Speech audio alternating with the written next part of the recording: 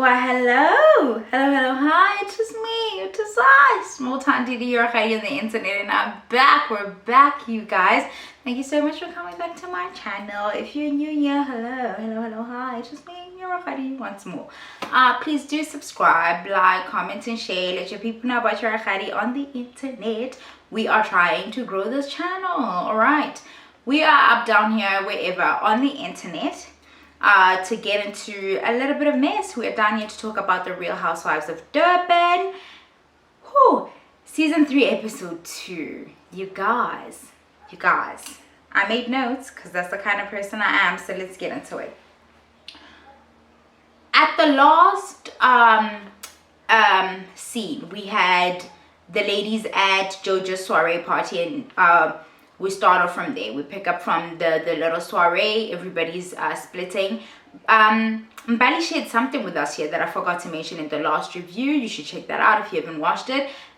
She lets us know that she doesn't have her kids anymore because Annie was trying to get to know her. So she's like, you know, she asked her questions, asked if she has kids and stuff, and she's like, no, she doesn't have kids and stuff. I know some people feel like that was inappropriate, but I don't think so. She's a woman of a particular age. They're on a show centered around being a homemaker.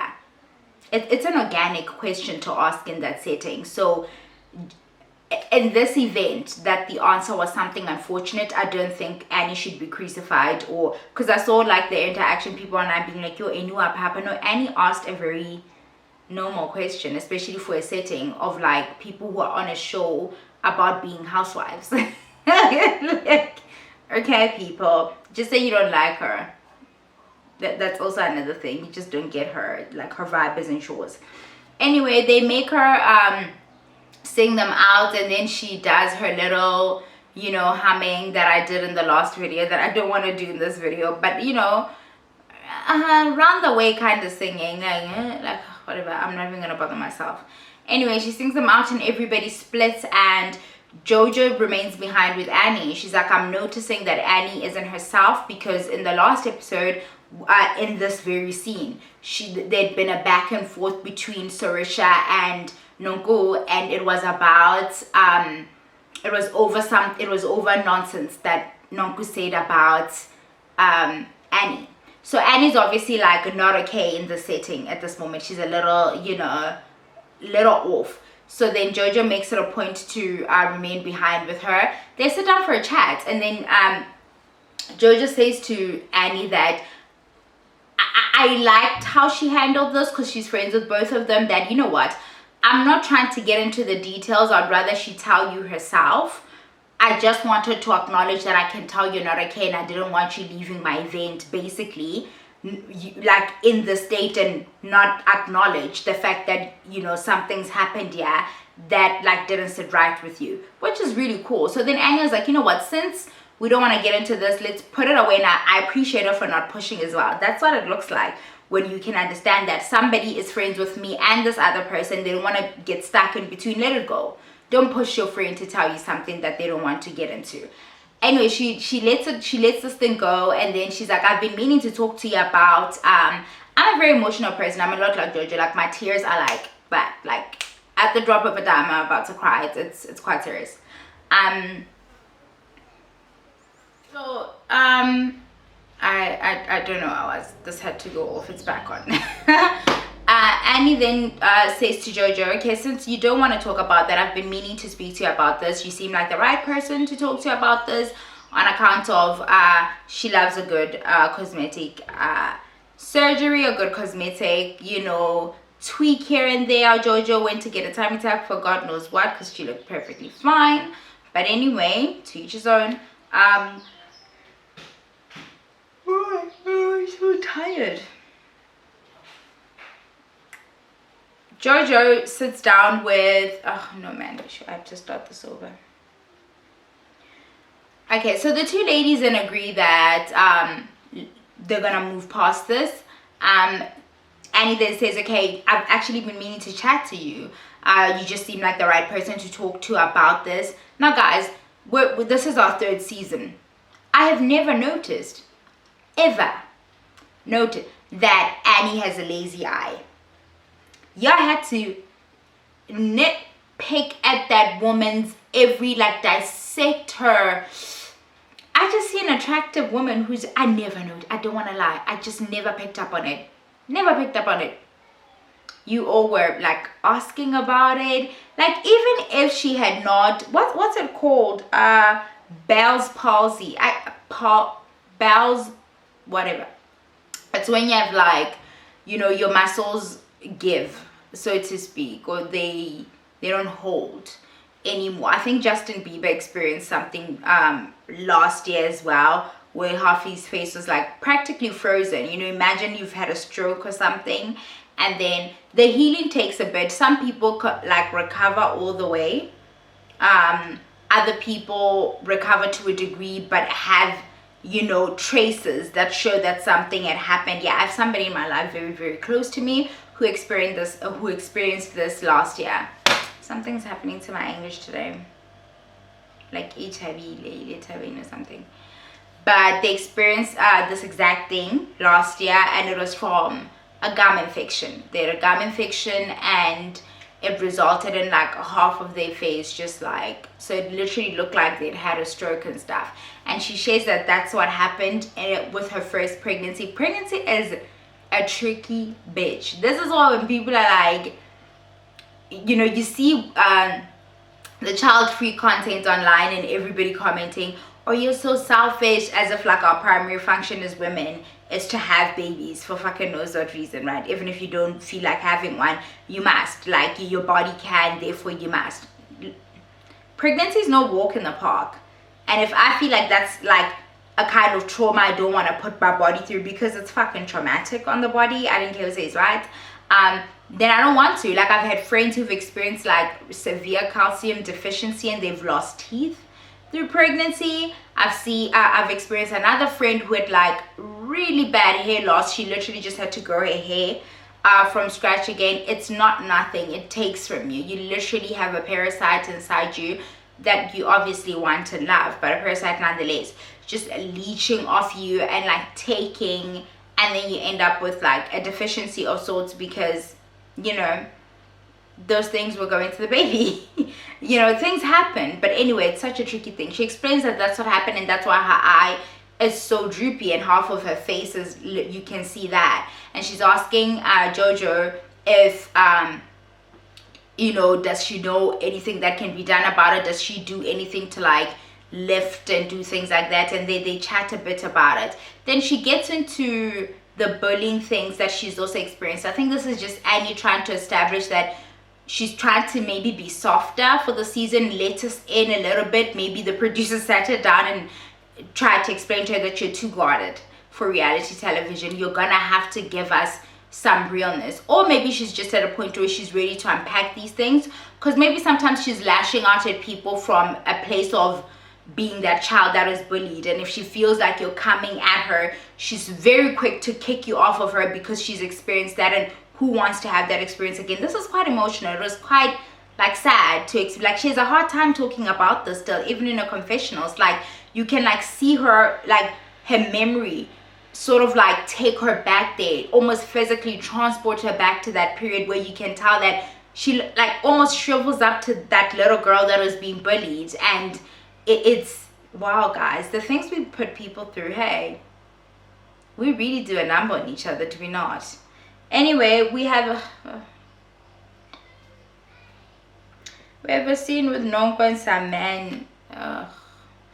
You know, in reality television, there's certain like storylines and plots that just don't work for me, and one of them is the fake like love one, where you get like this attention-seeking person who wants like the notoriety of being associated with like a reality star or just being on the show.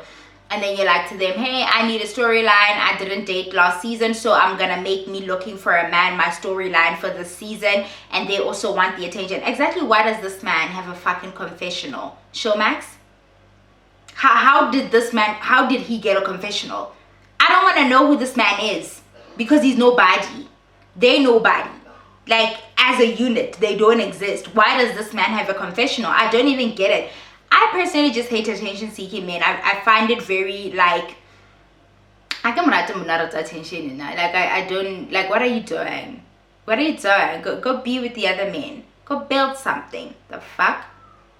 They're going to date somewhere. I don't care. That's like there was nothing interesting happening. Like I'm sorry. Okay. And then we have a scene with the new Lady Marie. I've realized that her face is frozen. I don't like to nitpick at people's physicals because we all have something wrong with us, right? Her husband's a surgeon. I'm not sure if he's like a plastic surgeon or whatever his issue is.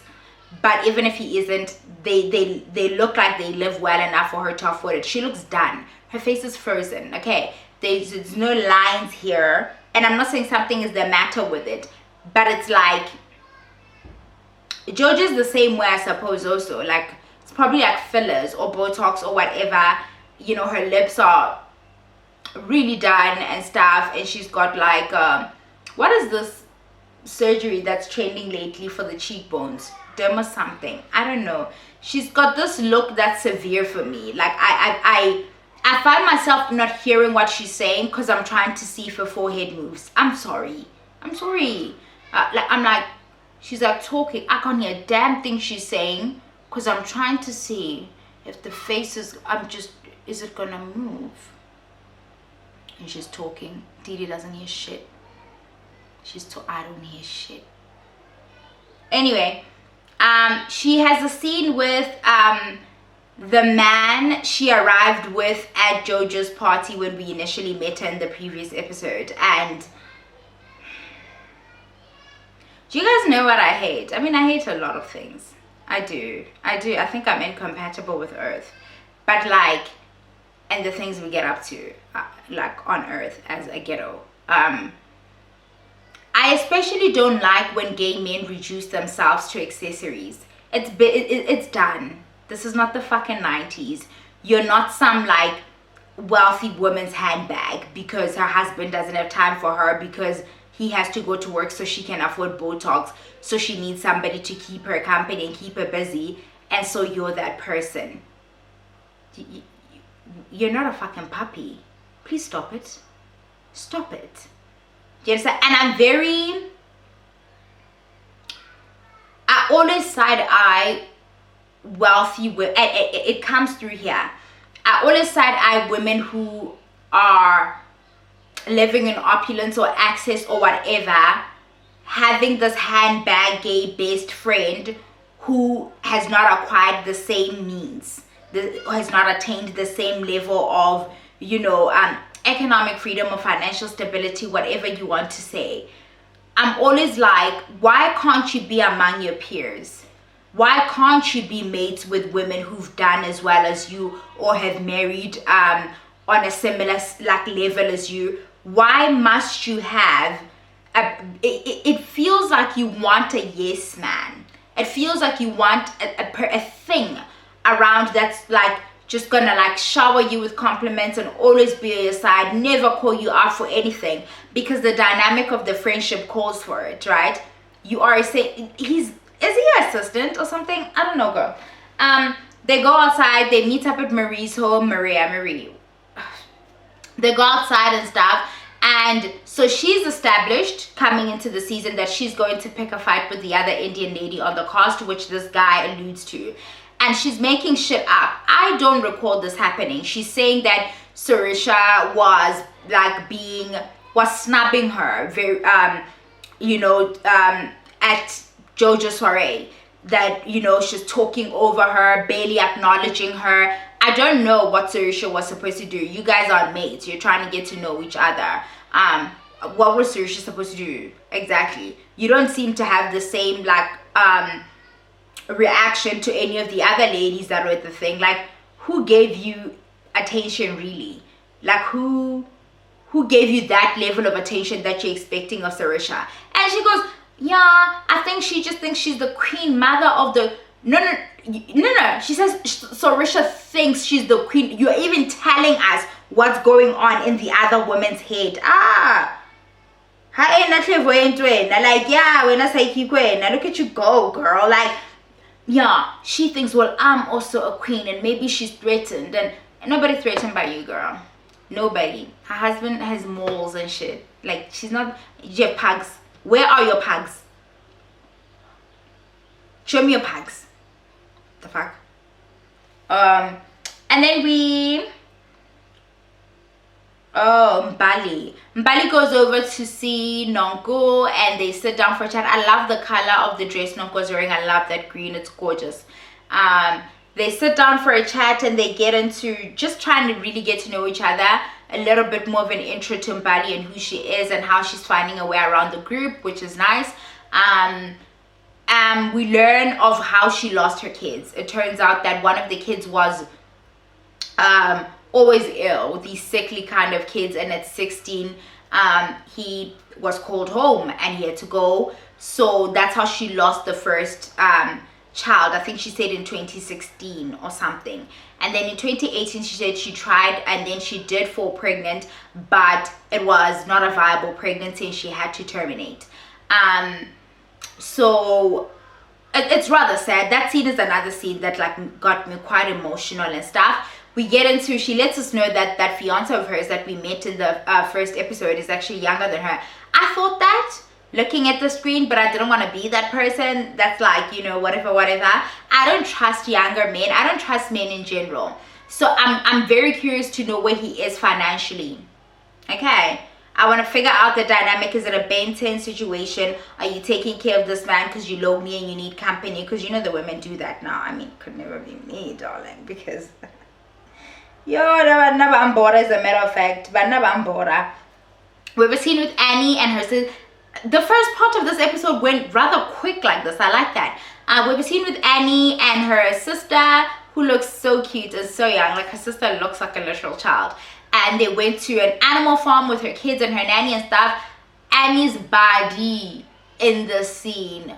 When I tell you legs, hips, body, yaddy. What? Yaddy. Like, Annie was bodying for nobody. Like, for no reason, just to remind us that fine, you saying her eye is droopy, but her bum is firm. Like, she was communicating something here. Nothing really much happening here. They just have a chat about it, and the sister says, I think you should probably see a therapist, like seek some kind of counseling or a group of sorts where you can unpack this trauma that you have with your the bullying that you experienced as a child back in the UK and stuff. So really a nice fella scene. They seem to have a solid sisterly relationship and stuff. It's cute to see. I always love to see things like that.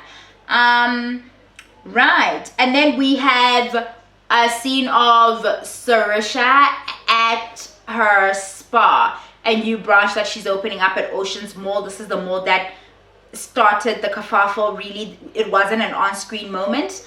She's opened a spa, a branch of it, so to speak, because it seems like she's had the brand for 10 years, she says.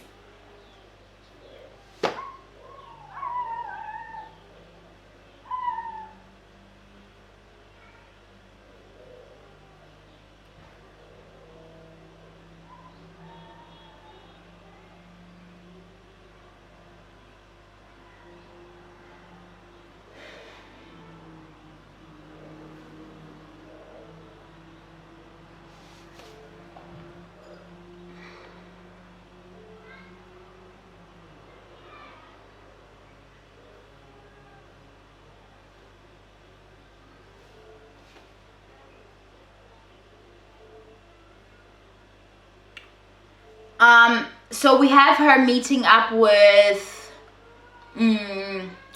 Slee. Because all I want, mama.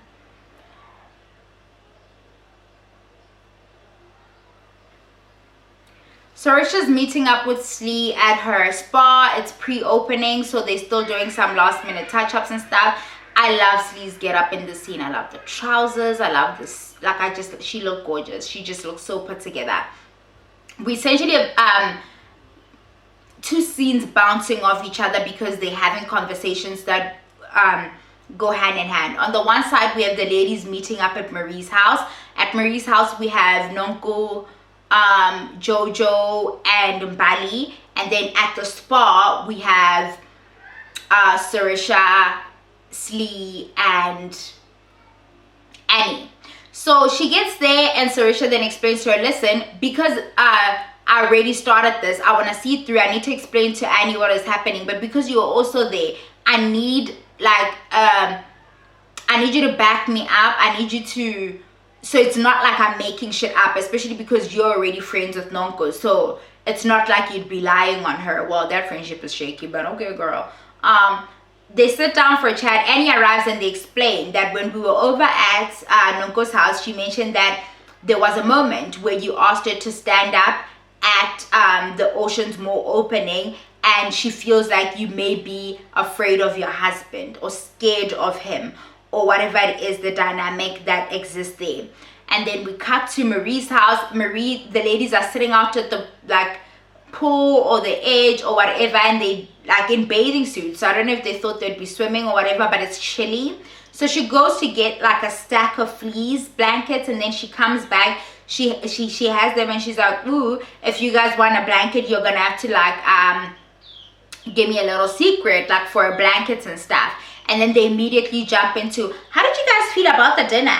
And then Nonko's like, well, Sarisha really annoyed me with what she did and whatever, which Marie obviously wants to hear, darling. Marie wants to hear that.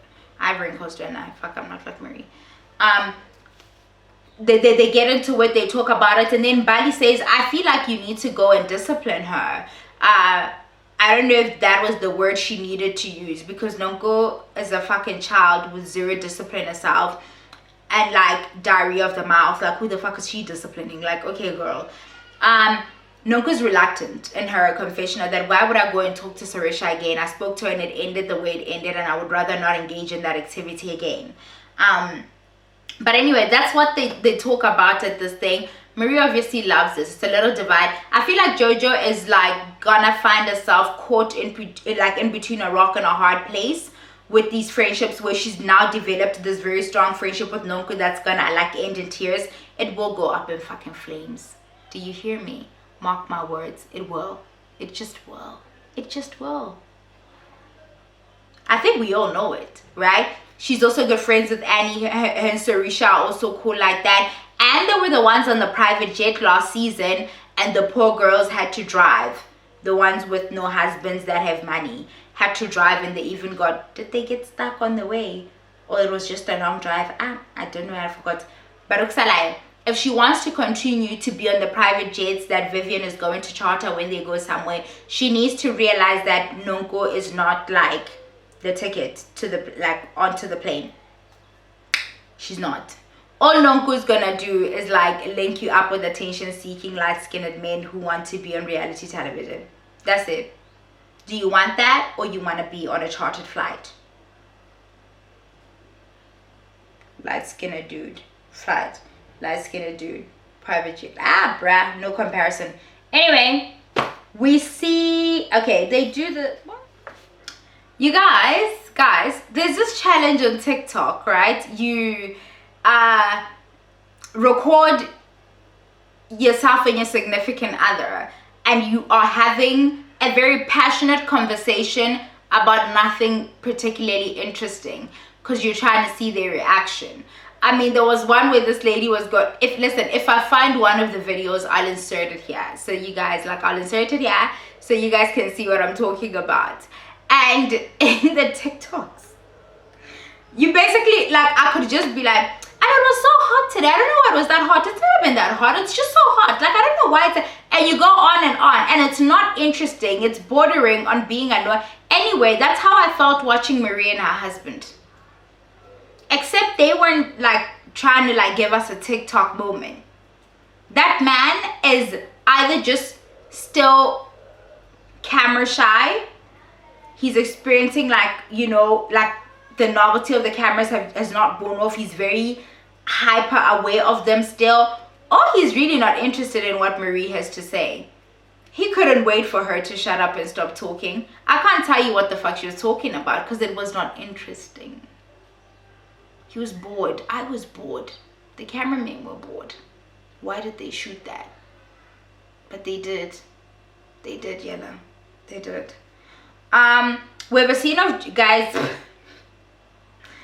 Judge's husband, I forget his name. because she calls him Booba or something. It could be Calvin or Kevin. I could be wrong. I'm fine with that.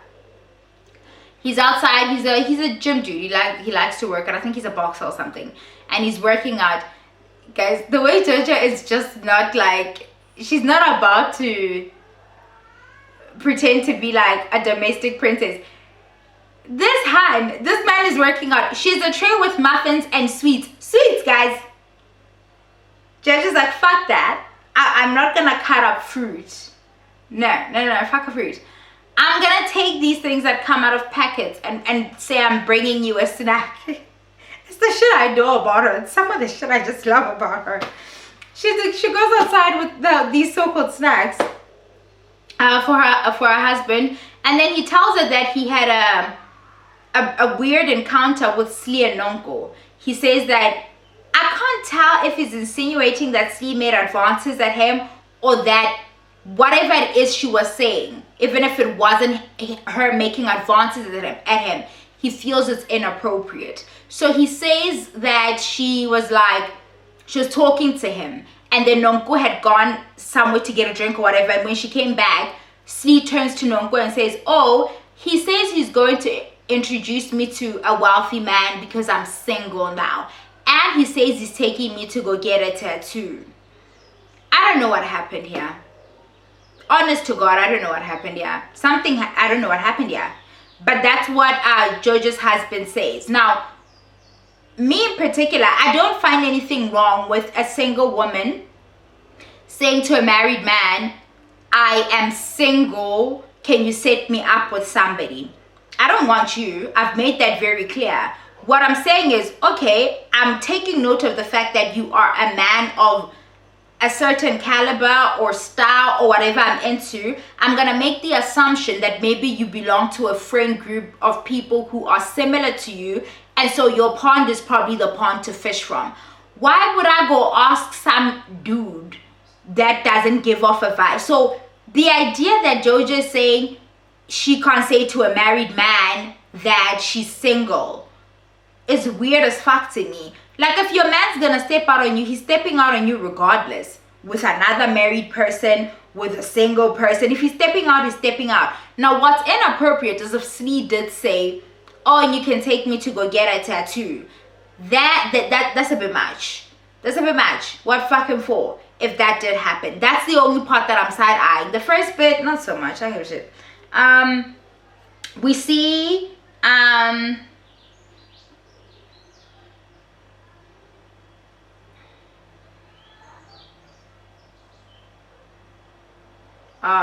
okay. Nonko links up with Slee, like they neighbors in the estate. So she just goes over quickly, and Slee's unpacking the car and stuff. And guys, Slee's body language, hey, she's shut down. She's so turned off by that experience she had with Nonko and Sarisha and Jojo when she was introducing them, where she threw her under the bus and tried to sour like the beginning of what could have been a relationship with Jojo, and probably still could be. But that introduction, I think she's now learned, okay, this is who this person is, especially around other people. She couldn't even hide it. Like, she's got a wall up. She wants nothing to do with this person. She says in her confessionals, no, I don't trust her, and you shouldn't trust her. Keep your fucking good eye on her. Keep your eye on her. Nonko, this is classic Nonko. Nonko will do something to you in a group setting, like throw you under the bus, and then come and have a private moment, very manipulative, a private moment with you where she apologizes and she acts like, yeah, because I know we love each other and we're going to start off on a clean slate. Be careful of people who are quick to apologize. A person who's too quick to be like, oh, I'm so sorry of what happened, they're going to do it again. Because they don't want to sit in it and really account for what they did and take responsibility. They want to say quickly just as sorry as they did what they did, have you forget about it as quickly as so they can quickly do it again. That's not cool. And I'm so glad Slee's like, no, I don't trust this woman. Like, I thought I knew her, I thought we were friends, but like that encounter, I don't know about that. And Mbali at Marie's house was saying that when they were sat at the table, she heard Slee nudge Sarisha to be like, hey, are you gonna ask? Like, are you gonna ask? Though, sort of push her to do it. I told you guys when they went to sit down in the last review, I told you guys when they went to sit down and she's like, yeah, I'm going to propose friendship. We just didn't see the part of the footage where Sarisha was like, where they plotted to bring this up at the table. I like that they brought it up at the table because that's the shit that Nonko does, and I wanted her to feel what it feels like when you move mad. So I have no issues with them moving the way that they did. I really don't. They talk about it, and then just to let things go, Slee's like, yeah, fine, like we can start over, it's whatever. But we all know it's a lie. We cut to the opening of the spa, Ula Spa at Ocean's Mall. It's Sarisha's thing. Sarisha looks pretty. She looks cute. I like this look on you, Sarisha. Not that you're watching this, but I like this look on you. Okay. Her dress is the tiniest dress you've ever seen. It's really a blazer. I love it. I love it. Okay, if you're gonna be a skinny legend, listen, be a skinny legend. Okay, commit. All right, great.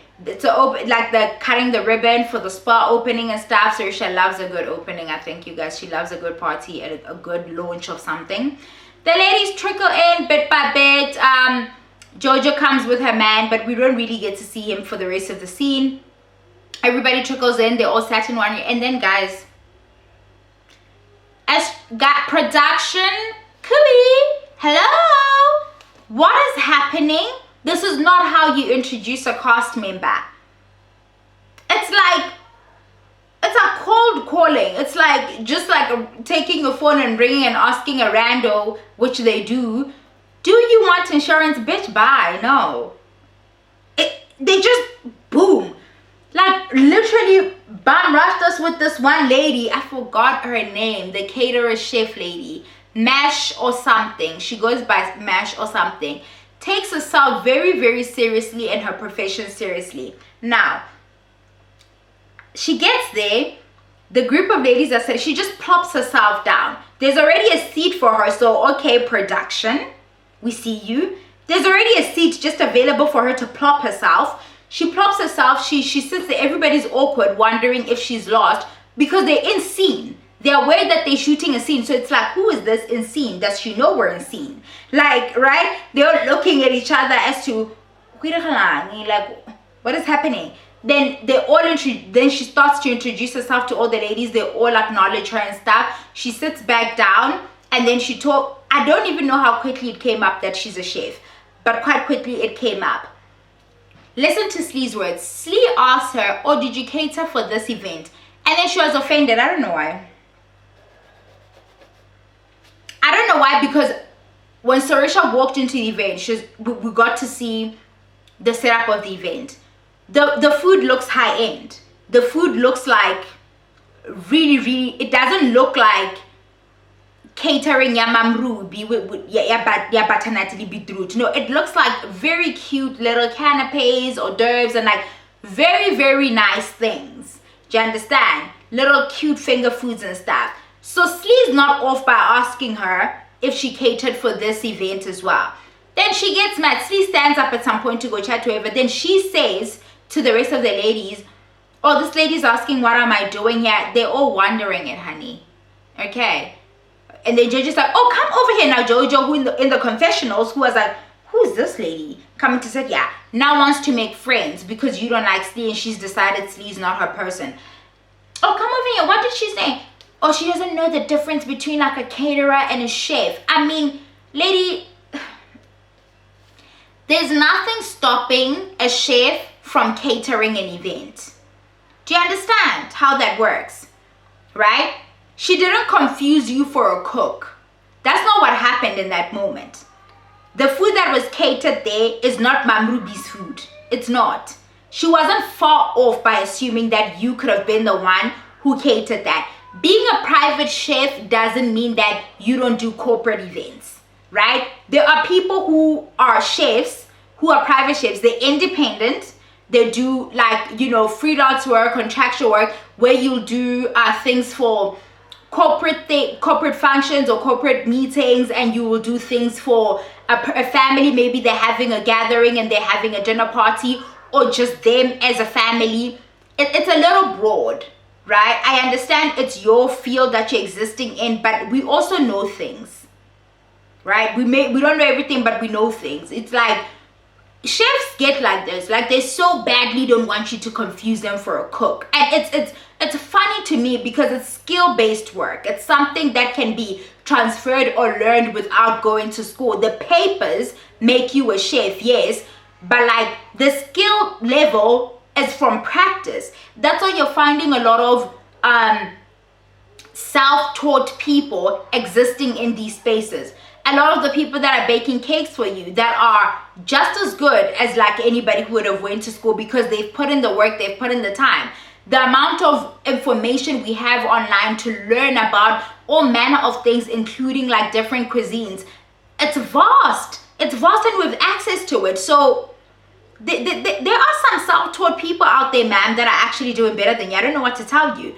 The caterers also move more units than chefs would, especially if you're existing in a space where the township I live in, for instance, there isn't a market for private chefing here, but there is a market for catering. It's more Mamrubi style type of catering, right? Because it's large gatherings, your weddings, your funerals, right? People are eating for sustenance more than anything, but they also want the food to taste good, right? You roast your butternut instead of boiling it to fucking death, and whatever it is that you'll do to give it something to make it a little bit more interesting. So maybe she's more a fine dining type chef, and she like prefers plating and things like that.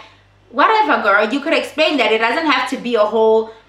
And then because Jojo is stuck on the fact that Slee called her classist, which is what you were being with Mabusi, I don't care, you can't run away from it. Because Jojo's stuck on that. Jojo's now like, yeah, who's the classist one now? No. Are you guys not the classist ones for looking down on caterers?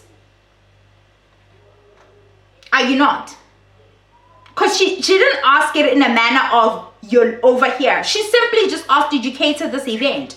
So when now we you who's decided now that that's an insult. It's you looking down on the caterers, not Slee. That's you, ma'am. I don't know what to tell you. It's you and your new friend Jojo. But that happens, she comes back to the table, she tries to get a clarification, and then she tries to explain that, you know what, I don't look down on people, I don't know these things, right? You could have just explained whatever, which Jojo then interrupts and says, yeah, you say you don't judge people, but you judge me, bitch. We put this to rest in the first episode. Fuck out of my face with this, is what Slee should have told her. So Slee says to her, I don't like what you're doing right now, Jojo, because I explained to you where I was coming from. My dislike for you, my perception of you came from how you were interacting with Mabusi and the things you did to her. It's something I observed that left a sour taste in my mouth, and it contributed to me forming this opinion of you where I'm like, I don't know about this girl, right? And that's fair. This other lady that nobody knows, I don't even know if she fucking knows who she is. Do Showmax know who she is? They do, because they have her in a confessional. Everybody gets to have a confessional. Everybody gets to have a... Confessionals are earned. They're earned, people. Like, what is this? As a historian, what is going on? Anyway, now they get into it, and then she starts talking about how, yeah, and you were inappropriate by asking my husband to hook you up with a rich man, and then now Slee's like, what are you talking about? She's like, no, Nonku has told me things. Mbali does that, because that right there is Jojo throwing her good friend Nonku under the bus without realizing it, right? Because you just need to get one up on this person. You say anything. Well, shit, girl. Shit. As they're doing this back and forth between the ladies, my faves Londi arrives. Okay, she looks dead in the eyes. My faves look sad in the face, you guys. She looks a little drained. She looks like she's showing up for work. She's not in her element. She's not in her energy that we met her, that we got to know her. She's different, but the body addy is still body adding. Okay, 2 kids later, still body adding. Don't play, do not play. She gets there. Jojo's like, I was so happy to see her. It's such a good distraction from this what's happening. Nonko and Annie, a lot happened in the scene, guys. Nonko and Annie had gone to the side to try and discuss their things, and as they were still trying to resolve their issue, that's when Slee went to Nonko to be like, wait, why are you and her husband saying that I said this? Then they all come back to the same thing, and Nonko is like, no, you did say it. You did say it too. And then Slee gets upset and she leaves. She leaves. Nobody goes after her to check on her, check if she's okay. Her own friend Nonko just sat there and sipped wine. Didn't go after her mate to at least like calm her down in the parking lot. To at least be like, okay, Chobi, maybe you don't remember saying it because it was probably like a jokey, like throwaway thing, and we took it too seriously. Nobody goes after her. That's not very nice. That's not very nice. When somebody's like, and that's grown of her, when you realize, because she says in the confessionals, I was getting agitated, like I felt like I was gonna throw hands. Removing yourself from a moment where you can tell you're gonna lose control of yourself. Grown woman shit. Just grown woman shit. I love it. Londy's here. She's sad in the face. She sits down, and then our chef lady chats with her like they are best bombers, like they are like thieves, like from the same ghetto, like it's Didi and Buddy from down the road. Like, oh, how did that event of yours go? How was the turnout? Londy replies to this woman with like puzzled in the face. So I don't know if they cross the same circles, if they do know each other, what's happening, because she's like, yeah, it went well, the turnout, as if like, who is this? Is production just not telling us who this is? Who is this? But she indulges her anyway. Jojo then asks Londy, hey, how have you been? What's going on? You know, with everything that's been happening in the media regarding, because she's been training in the media, right? Like for weeks now, Londy's been training that her manses don't want, like her manses broke up with her. She's driving a Taz, allegedly. This is all the things that we're training about her. You know, like she no longer lives in the hills, and he is another girl pregnant, or he, like all manner of things they have been training about Londy. She did an interview with Kai FM that I didn't watch, but even in that interview, she just looks sad. She looks sad as fuck. You look sad, babe. I'm sorry. Love you. But then she says to Jojo, I'm not comfortable sharing this because we have a stranger sitting among us.